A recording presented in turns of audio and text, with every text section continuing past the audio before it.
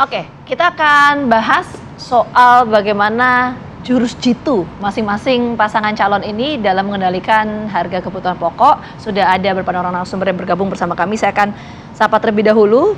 Ada Mas Ismail Bahtiar, juru bicara Timnas Anies Mohaimin. Selamat pagi, terima kasih sudah hadir. Selamat pagi, Assalamualaikum. Waalaikumsalam warahmatullahi wabarakatuh. Sudah bergabung bersama kita semua juga melalui sambungan online. Ada Mas Derajat Wibowo, anggota Dewan Pakar TKN Prabowo Gibran. Selamat pagi, Mas Derajat. Terima kasih sudah bergabung. Selamat pagi, Assalamualaikum warahmatullahi wabarakatuh. Mohon maaf nggak bisa ke studio, malam baru pulang. Ada Bang Ciko Hakim, juru bicara TPN Ganjar Mahfud. Pagi Bang. Pagi.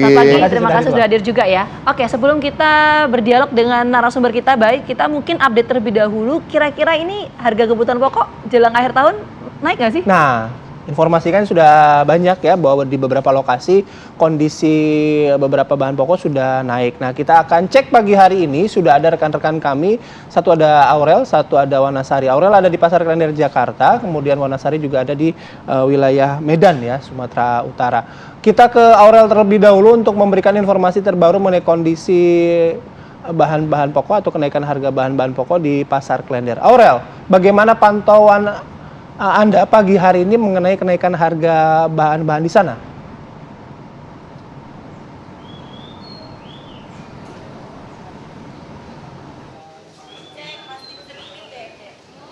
Ya, Bayu, Ginavita dan juga pemirsa, saat ini kami sedang berada di Pasar Klender, Pulau Gadung, Jakarta Timur, dan menurut pantauan kami pagi ini memang benar terdapat kenaikan dan juga penurunan bahan baku pokok jelang hari besar Natal 2023 dan juga Tahun Baru 2024. Nah, yang mana berdasarkan harga panel Badan Pangan Nasional atau Bapanas, terpantau harga salah satu bahan baku pokok beras mengalami kenaikan secara bertahap sejak beberapa bulan yang lalu dengan persentase sekitar 20 hingga 25% atau Rp2.000 per liternya. Selain harga beras, terdapat juga beberapa kenaikan harga bahan baku pokok pangan lainnya, termasuk bahan baku sembako yang naik secara bertahap sejak beberapa bulan lalu sekitar 20 sampai 25% atau sekitar Rp2.000 hingga Rp3.000 per kilogramnya. Yaitu ada gula dan juga ada minyak goreng dengan harga Rp16.000 menjadi Rp18.000 dan juga Rp14.000 menjadi Rp16.000. Selanjutnya juga ada harga ayam potong, pemirsa, per ekornya naik Rp5.000 dari Rp40.000 menjadi Rp43.000 sampai Rp45.000 per potongnya. Namun perlu diketahui juga bahwa harga normal ayam potong sebelumnya berkisar Rp36.000 per ekornya. Sementara untuk harga cabai, pemirsa, yang sempat melonjak beberapa bulan lalu dan menyentuh harga sampai Rp100.000 per kilogramnya, kini mengalami penurunan sekitar Rp10.000 per kilogram. Di mana harga cabai merah keriting semula Rp100.000 saat ini menurun menjadi Rp60.000 per kilogram, dan juga ada rawit merah menjadi masih dengan harga Rp90.000. Perlu kami sampaikan juga pemirsa, meskipun ada beberapa bahan baku yang mengalami kenaikan dan juga penurunan, masih belum kembali normal seperti biasanya. Demikian informasi yang bisa kami sampaikan dari Pasar Klender. Kembali ke studio. Oke, baik, itu kondisi di Jakarta ya, Aurel. Terima kasih atas laporan Aurel langsung. Kita coba bergeser ke wilayah Medan. Ini ada Wanasari. Wana, kalau misalnya di Jakarta ada peningkatan, bagaimana dengan di Medan? Ya, Gina dan pemirsa, sama halnya di Jakarta, kenaikan harga sejumlah kebutuhan pokok terutama komoditas bumbu dapur ini juga terjadi di Kota Medan, hanya saja tidak semua. Nah, dari amatan kami di pasar tradisional, salah satunya di Pasar Durian Medan, harga komoditas bumbu dapur untuk jenis bawang merah dan bawang putih sejak 2 pekan terakhir ini mengalami kenaikan yang cukup signifikan, dan saat ini harganya Rp36.000 per kilogram dari sebelumnya berkisar Rp20.000 per 20 ribuan begitu per kilogramnya. Sementara untuk harga yang lain yang mengalami kenaikan seperti tomat dari sebelumnya Rp7.000 per kilogramnya, ini juga mengalami kenaikan yang sangat drastis yaitu Rp11.000 per kilogramnya saat ini. Selain itu untuk harga cabai, kalau di Jakarta harga cabai kenaikannya cukup signifikan, berbeda dengan di Kota Medan. Justru sepekan terakhir harga cabai mengalami penurunan dari sebelumnya berkisar lebih dari Rp50.000 per kilogramnya, kini harganya berkisar Rp48.000 per kilogramnya untuk cabai rawit, sementara Rp32.000 per kilogram untuk cabai merah. Dan selain itu juga harga telur ini mengalami kenaikan berkisar Rp150 hingga Rp200 per butirnya, dan kini angkanya mencapai Rp1.600 per butirnya. Sementara untuk harga daging di Kota Medan ini terbilang masih normal, seperti daging ayam di kisaran Rp28 sampai Rp30.000 per kilogramnya, sementara untuk daging sapi yaitu harganya Rp125.000 per kilogramnya. Namun khusus untuk harga daging ini pemirsa diprediksi akan mengalami kenaikan mendekati pada tahun baru nanti. Gina dan Bayu. Baik, terima kasih Wanasari dan juga Aurel atas informasinya yang memotret bagaimana kondisi kenaikan harga bahan-bahan di sejumlah wilayah di Jakarta dan juga Medan. Nah, fenomena-fenomena inilah yang akan kami tanyakan nanti ke perwakilan dari setiap paslon, bagaimana mereka menghadapi atau punya resep untuk mengendalikan harga, terutama ketika masuki akhir tahun dan juga perayaan hari-hari keagamaan. Sesaat lagi di Apa Kabar Indonesia. Oke, kita langsung berbincang dengan narasumber di Apa Kabar Indonesia pagi kali ini. Kita langsung dari nomor urut 1 dulu ya, Bang Ismail. Bang Ismail, kalau lihat fenomenanya ya soal kenaikan harga bahan pokok ini, apa yang ada di benak dari tim paslon 1 untuk menyelesaikan permasalahan soal kenaikan harga ini yang sepertinya tuh nggak pernah selesai-selesai? Ya. Setiap tahunnya begitu terus ya. Jadi karena nggak selesai, memang kita butuh perubahan. Kami di tim internal rutin melakukan kajian terhadap persoalan-persoalan bangsa. Jadi kalau kita ngomong terkait dengan harga-harga bahan pokok tadi, yang hampir setiap ada momentum, sebutlah momentum Idul Fitri, momentum Nataru, selalu naik. Tetapi kita jangan lupa bahwa kenaikan itu ternyata bukan hanya di momen-momen tertentu itu saja.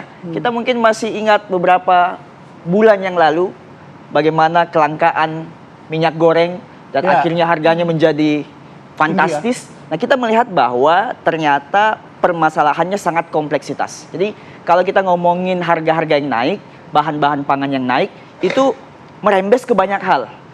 Persoalan pedagangnya ada, persoalan distribusinya ada, persoalan marketnya yang kemudian naik turun dan tidak ada standarisasi ini. Akhirnya kita melihat bahwa seluruh persoalan ini harus kita cari akar masalahnya di mana. Kita masuk ke pedagangnya. Ternyata sejumlah pedagang-pedagang kita ini, banyak di antara mereka yang terlilit utang misalnya rentenir karena bunga yang tinggi, pinjaman yang kemudian tidak bisa selesai-selesai. Akhirnya mereka menganggap momentum ini untuk mengembalikan permodalan mereka. Di sisi paslon kami, saya nggak ingin menyampaikan bocorannya, tetapi sebentar malam di debat Cawapres, Gus Imin akan menyampaikan solusi praktis terhadap persoalan ini. Nah, kalau kita melihat aspek yang lain misalnya, jalur distribusi, ini juga jadi persoalan. Nggak pernah ada standarisasi harga dari Sabang sampai Merauke. Kadang di Sabang harga sekian, murahnya di Jawa, paling mahalnya di Timur. Persoalan ini juga kemudian jadi salah satu konsentrasi kami di paslon Anies Muhaimin menyiapkan solusinya. Apa yang bermasalah di distribusi dan bagaimana menyelesaikannya? Sebentar malam kita jawab di debat Cawapres. Jadi kalau mau ditanya sekarang belum keluar tuh jawabannya. Jangan Mas, ini kalau saya jawab nggak sukses buat debat sebentar malam. Tapi artinya disorotnya adalah soal distribusinya itu tadi. Distribusi, ya? pedagangnya, marketnya, memang kompleks sih. Sangat banyak persoalannya. Oke, saya mau ke Mas Derajat kalau gitu. Apakah dari tim Prabowo Gibran juga melihat bahwa persoalan distribusi menjadi concern utama dalam hal kenaikan harga pangan ini? Mas Derajat? Iya, itu salah satu persoalan, tapi saya ingin melihatnya secara lebih fundamental, lebih mendasar ya. Jadi kalau tadi dikatakan bahwa setiap ada Nataru, Idul Fitri naik, ya memang ekonomi seperti itu namanya istilahnya seasonal atau musiman. Jadi memang di komoditas pangan, pertanian itu ada musiman. Pada saat panen harga drop, pada saat paceklik harga naik. Nah, tugas negara itu mengendalikan supaya fluktuasi musimannya itu tidak terlalu tinggi. Nggak bisa kita bikin nol. Nggak mungkin kita bikin nol. Itu sama seperti nggak mungkin kita meminta semua orang jadi malaikat, nggak mungkin kita meminta nggak ada setan. Itu bagian dari sunatullah ya. Jadi yang bisa dilakukan negara dan sudah dilakukan oleh negara, walaupun tentu perlu ada beberapa perbaikan, itu adalah mengendalikan supaya fluktuasinya tidak terlalu tinggi. Kemudian yang berikutnya itu ada masalah yang sifatnya ad hoc, ya, seperti yang tadi disampaikan minyak goreng, ya. Jadi setelah ketum kami Bang Zul menjadi Menteri Perdagangan, tugas pertama dari Presiden kan adalah mengendalikan harga minyak goreng. Nah, di tim dari Kemendak dan juga tim dari PAN itu kami mempelajari. Nah, ternyata kita ketahui sumber permasalahannya sifatnya ad hoc. Nah, karena sifat permasalahannya adalah ad hoc, langsung diambil langkah-langkah oleh Pak Mendak ya, sehingga di luar dugaan banyak pihak, itu dalam waktu 1 bulan harga minyak goreng langsung turun dan kita juga bisa meluncurkan minyak kita. Jadi ketika sumber persoalannya sifatnya ad hoc, itu kita lakukan penyelesaian yang sifatnya ad hoc juga, dan kemudian harga minyak goreng langsung terkendali ya. Kemudian ada sumber persoalan yang sifatnya struktural. Nah, ini yang memang perlu konsensus nasional untuk menyelesaikannya. Karena apa? Karena sejak adanya LOI kita dengan IMF pada saat kita kena krisis tahun 98-99, itu kita seperti memotong perangkat paling efektif kita untuk mengendalikan harga, yaitu peranan Bulog pada saat itu.